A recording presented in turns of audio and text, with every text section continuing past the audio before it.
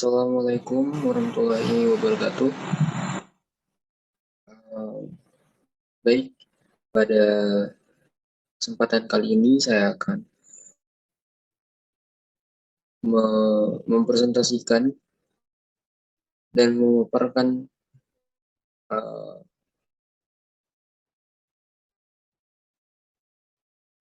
memaparkan slide saya dengan materi ejaan bahasa Indonesia, submateri penulisan huruf dan kata. Sebelum itu, saya ingin memperkenalkan nama saya terlebih dahulu. Eh, Nama saya Muhammad Fitrah Punggawa dari Departemen Teknik Mesin dengan NIM D0212211070. Baik, sebelum kita masuk lebih dalam lagi, di sini saya akan menerangkan pendahuluannya terlebih dahulu, yaitu dalam bahasa Indonesia, ejaan memiliki pengertian yang luas, yaitu berhubungan dengan ragam bahasa tulis, dan ada berbagai macam pengertian yang mencoba menjelaskan pengertian ejaannya. Pengertian ejaan yang terdapat di dalam Kamus Besar Bahasa Indonesia atau KBBI, yaitu cara atau aturan menuliskan kata-kata dalam huruf. Sedangkan di dalam ensiklopedia Indonesia, ejaan adalah cara menulis kata-kata menurut disiplin ilmu bahasa. Ejaan pada dasarnya adalah aturan melambangkan bunyi bahasa menjadi huruf, kata, ataupun kalimat. Secara umum, ejaan dapat diartikan sebagai seperangkat aturan yang mengatur penulisan bunyi bahasa menjadi huruf, huruf menjadi kata, dan kata menjadi kalimat. Pada KBBI, kalimat memiliki arti sepatah kata atau sekelompok kata yang merupakan satuan yang mengutarakan suatu pikiran atau perasaan. Dan ejaan merupakan kaidah yang harus dipatuhi dalam pemakaian bahasa agar tercipta keteraturan bentuk dalam bahasa.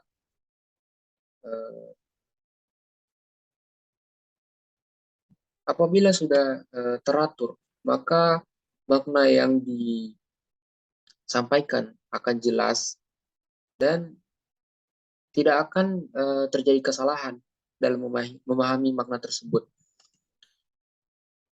Ejaan yang benar harus dipelajari dan harus selalu dipelajari karena dalam pelajaran bahasa Indonesia dapat diterapkan dan dapat dimengerti serta dapat digunakan dengan benar juga. Penggunaan bahasa Indonesia yang benar menurut Pedoman Umum Ejaan Bahasa Indonesia atau PUEBI merupakan salah satu faktor yang sangat penting dalam hal tulis-menulis. Menurut Tarigan, keterampilan menulis sangat dibutuhkan di era kehidupan modern karena keterampilan menulis merupakan suatu ciri untuk orang yang terpelajar atau bangsa yang terpelajar. Tapi pada kenyataannya keterampilan menulis tidak sejalan dengan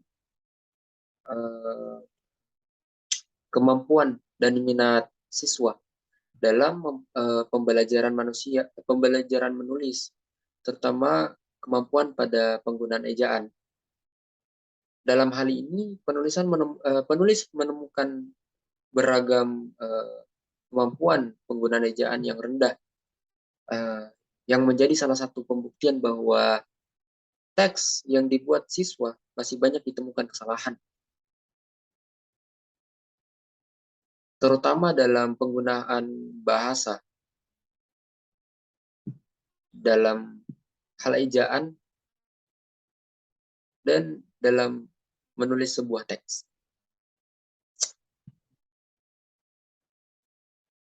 Baik, itu adalah sedikit pendahuluan dari saya. Selanjutnya kita akan berpindah ke slide selanjutnya.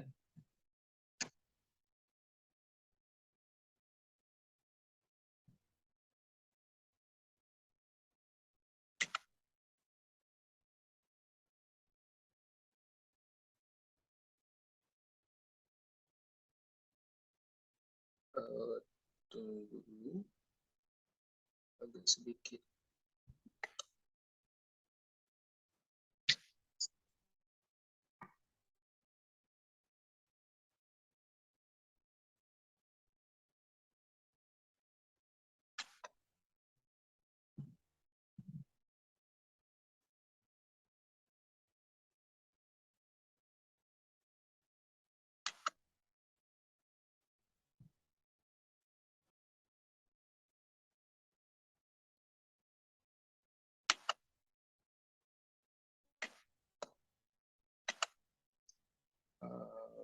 Oke.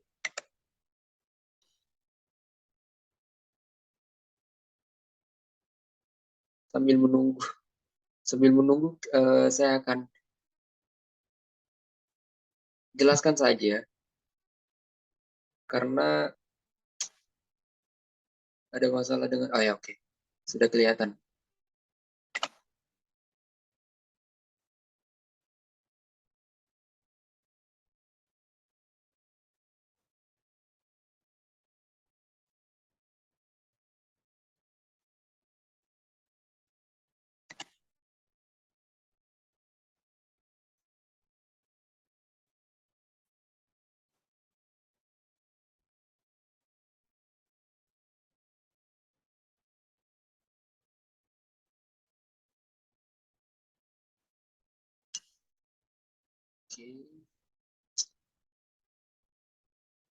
Oke, langsung saja mungkin, karena agak larut ya. Jadi yang pertama, pada materi ini saya akan menjelaskan sedikit tentang pengertian. Lalu yang kedua yaitu fungsi ejaan, dan yang ketiga yaitu penulisan ejaan, dan yang keempat pemakaian ejaan. Baik, pada pengertian ejaan ini kita dapat penjelasan ejaan sebagai kumpulan peraturan penulisan huruf. Pengertian dalam buku konsep bahasa dasar Indonesia 2019 karya Yunus Abidin, ejaan merupakan aturan yang melambangkan bunyi bahasa menjadi bentuk huruf, kata, serta kalimat. Ejaan juga bisa diartikan sebagai kumpulan peraturan penulisan huruf, kata, serta penggunaan tanda baca. Dalam penulisan bahasa Indonesia, tentu ejaan sangatlah penting untuk diperhatikan. Dalam Kamus Besar Bahasa Indonesia atau KBBI, ejaan adalah kaidah cara menggambarkan bunyi-bunyi kata, kalimat, dan sebagainya dalam bentuk tulisan, huruf-huruf, serta penggunaan tanda baca. Dikutip dari buku esai ejaan Widya Fitrianti 2020, yang dimaksud dengan ejaan adalah kaidah yang harus dipatuhi oleh pemakai bahasa supaya keteraturan dan keseragaman dalam penulisan bahasa dapat tercapai.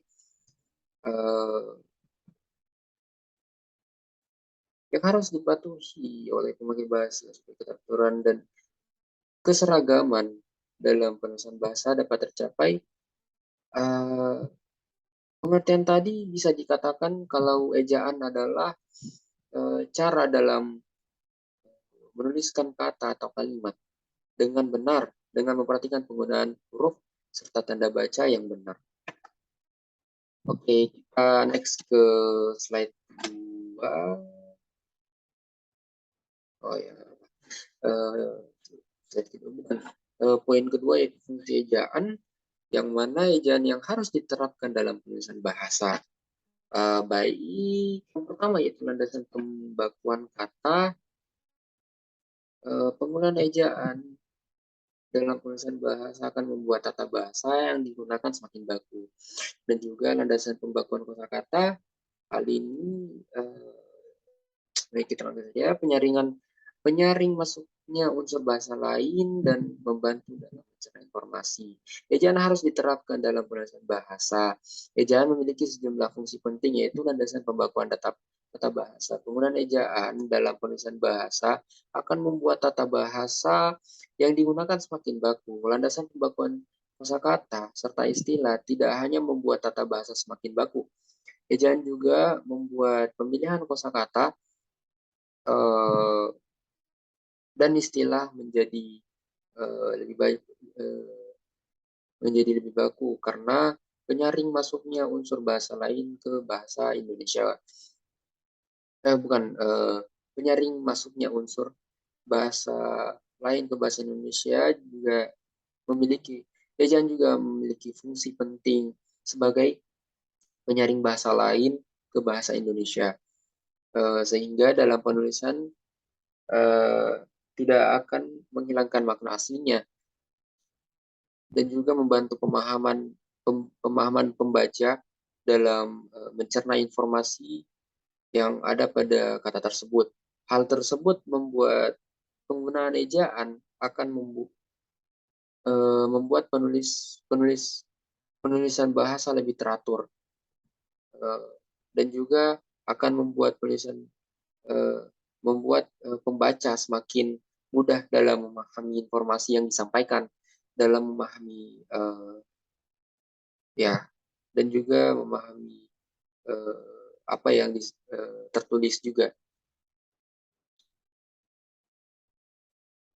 Oke, next.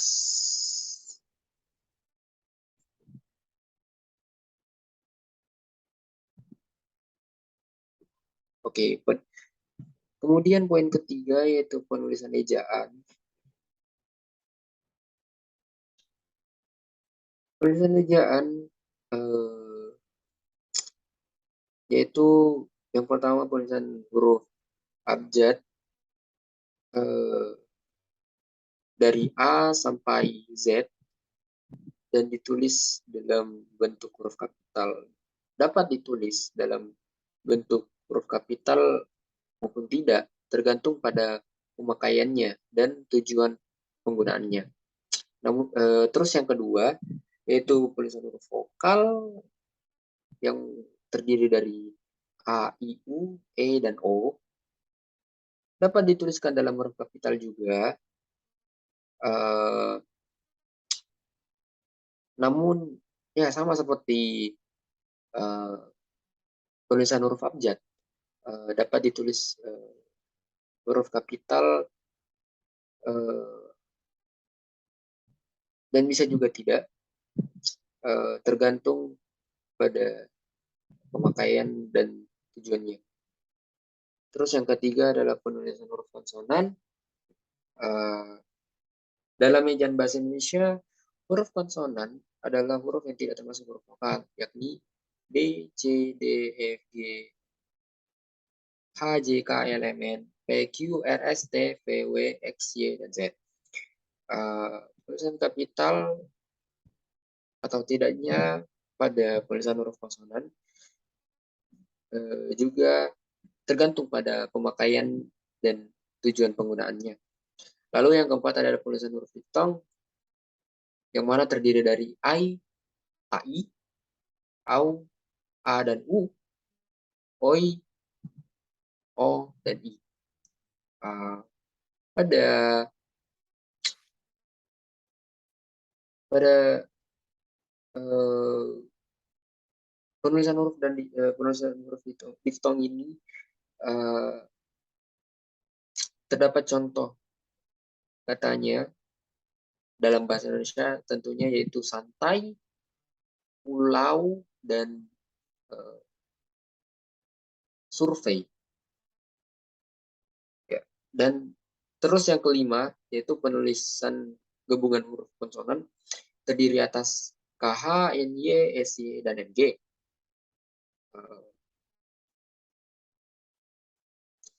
Contoh katanya yaitu ikhtisar, nyata, syarat, ngarai, dan ya seperti itu. Lalu yang terakhir adalah penulisan pemenggalan pemenggalan kata ya maksudnya. Dalam ejaan bahasa Indonesia pemenggalan kata dilakukan di antara kedua huruf konsonan, termasuk gabungan huruf konsonan di antara dua huruf vokal yang terletak di tengah. Pemenggalan dilakukan sebelum huruf konsonan. Contoh katanya yaitu bapak dan mutakhir. Ada dua huruf konsonan yang berurutan yang terletak di tengah kata. Pemenggalan dilakukan di antara kedua huruf konsonan. Contohnya mandi dan makhluk. Ada tiga huruf konsonan atau lebih yang terletak di tengah kata. Pemenggalan kata dilakukan di antara huruf konsonan pertama dan kedua. Contohnya instrumen. Oke, slide selanjutnya yaitu pemakaian ejaan. Yang mana terdiri dari huruf kapital dan juga miring. Contohnya yaitu huruf kapital dipakai di awal kalimat. Contohnya aku lapar. Yang kedua adalah huruf petikan dipakai di awal petikan. Contohnya Jenny berkata, besok aku tidak masuk sekolah. Kemudian selanjutnya yaitu huruf kapital dipakai di huruf pertama, gelar kehormatan keturunan dan agama. Contohnya Sultan Hasanuddin. Dan yang terakhir pada huruf kapital ini, pada contoh huruf kapital ini yaitu pada huruf kapital dipakai di huruf pertama unsur nama jabatan atau pangkat. Contohnya Presiden Jokowi. Namun pada huruf miring kita mendapatkan contohnya dengan pengertian dipakai untuk menulis nama buku, majalah, dan surat kabar yang dikutip dalam penulisan, contohnya majalah bahasa.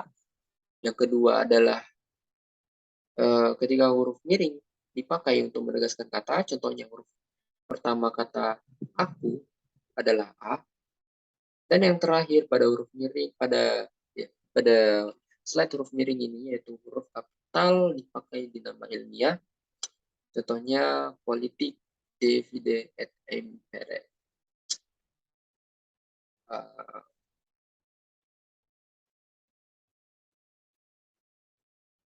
Oke, baik.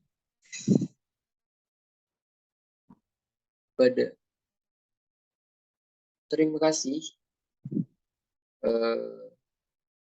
pada hari ini, pada kesempatan kali ini.